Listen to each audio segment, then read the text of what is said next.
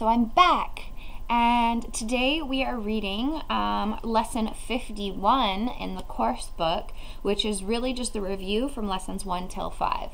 So I'm going to go through them quite quickly because Jesus says that we can use any of them throughout the day that pertains to us the most, and to let ourselves find some quiet time that we can apply each of these thoughts 2 minutes each time, which means 10 minutes max, and we should be good to go. We're seeing the whole of how all of these work together now. So today, for the review, lesson 1, nothing I see means anything. Remember this, beautiful souls? The reason this is so is that I see nothing, and nothing has no meaning. It is necessary that I recognize this, that I may learn to see. What I think I see now is taking the place of vision. I must let it go by realizing that it has no meaning so that vision may take its place.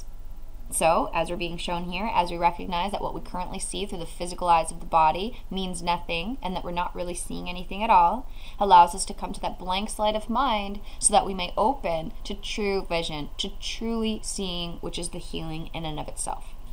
So that's the first one. Nothing I see means anything. Number 2, I have given what I see all the meaning it has for me. I have given what I see all the meaning it has for me. I have judged everything I look upon. And it is this, and only this, that I see. This is not vision. It is merely an illusion of reality. Because my judgments have been made quite apart from reality. I'm willing to recognize the lack of validity in my judgments because I want to see. My judgments have hurt me, and I do not want to see according to them. So we're realizing in this second thought that we have judged the world that we see based on our own learning and understanding of what we've grown up with here in this world. We are realizing that these judgments have caused us pain. They've caused us suffering and fear, and we don't want them anymore. So this is the declaration of release, that I have given all the meaning that what I see has for me, and therefore I am choosing to see this differently. So when we recognize that we've been judging our world and the things of our world, we can now stop judging the things in our world and open to new vision. Number 3, I do not understand anything I see. How can I understand what I see when I have judged it amiss? What I see is the projection of my own errors of thought. I do not understand what I see because it is not understandable. There is no sense in trying to understand it. But there is every reason to let it go, to make room for what can be seen and understood and loved. I can exchange what I see now for this merely by being willing to do so. Is not this a better choice than the one I made before? So again, we are recognizing that what we see outside of this world is a projection of our own thoughts. And therefore, since our thoughts are an accumulation of what we've learned from our parents, society, this world, that they're not our true thoughts, we literally are not seeing truly. And so Jesus is saying that we can exchange how we see now for true vision, and all that we need is willingness. So number 4, these thoughts do not mean anything. The thoughts of which I am aware do not mean anything because I am trying to think without God. What I call my thoughts are not my real thoughts. My real thoughts are thoughts I think with God. I am not aware of them because I have made my thoughts to take their place. I'm willing to recognize that my thoughts do not mean anything and to let them go. I choose to have them be replaced by what they were intended to replace. My thoughts are meaningless, but all creation lies in the thoughts that I think with God.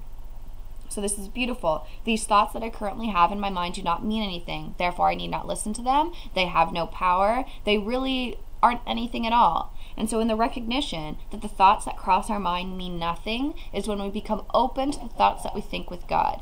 And it is these thoughts that we think with God that are eternal, that are our own, and they are shared with our brothers and sisters to allow us to have this shared vision and shared experience and shared purpose here. And so this is where our joy and everything that we seek is, in the thoughts that we share with God, which are not the thoughts that we currently have in our thinking mind. And so the fifth thought of today, I am never upset for the reason I think, right? Because again, if our thoughts are meaningless and we think that something is upsetting us, well, then that's not really the reason that we're upset just because our thoughts tell us that it's so when it comes with images and physiological feelings. That's not the testament of truth. That's just what we've believed to be truth up until this point. So we are realizing, I'm never upset for the reason I think. Phew! That's a good thing because that means there's an answer. I'm never upset for the reason I think because I'm constantly trying to justify my thoughts. I am constantly trying to make them true. I make all things my enemy so that my anger is justified and my attacks are warranted. I have not realized how much I have misused everything I see by assigning this role to it. I have done this to defend a thought system which has hurt me and which I no longer want. I am willing to let it go. So in recognizing that I'm never upset for the reason I think, we realize that it was all because we are simply trying to justify the thoughts in our mind and keep this current thought system intact. But when we realize that this is the cause of the upset and pain, is when we can choose to let it go. So I am willing to let it go. I am willing to let it go today. So those are our 5 thoughts today, beautiful souls. 1, nothing I see means anything. 2, I've given what I see all the meaning it has for me. 3, I do not understand anything I see. 4, these thoughts do not mean anything. 5, I am never upset for the reason I think. So there we go. Apply these thoughts throughout the day, and if one in particular pertains to you and your situation more, use it, apply it, be with it, sit with it, experience it, love it. It is yours to let you remember the truth. And so there we are. Have a blessed day. Love you all. Bye.